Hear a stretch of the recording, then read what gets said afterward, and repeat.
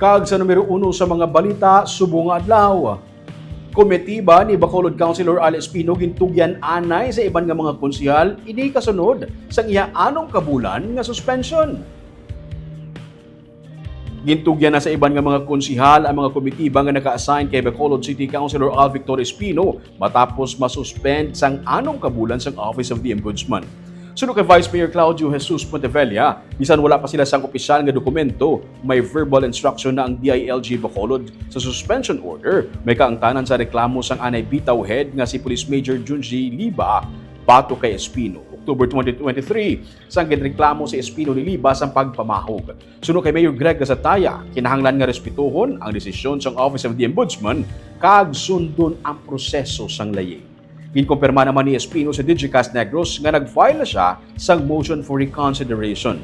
Agud mapadayon ang operasyon sa konseho, ginesignar si Councilor Jude Tadeo Saison bilang majority floor leader, si Councilor Cesar Distrito bilang chairman sa Committee on Laws kag Committee on Urban Poor, kag si Councilor Homer Bais bilang chair sa Committee on Education. Ginpahayag man ni Pontevilla nga wala na nakatampong si Espino sa regular session sang Miyerkules nga adlaw.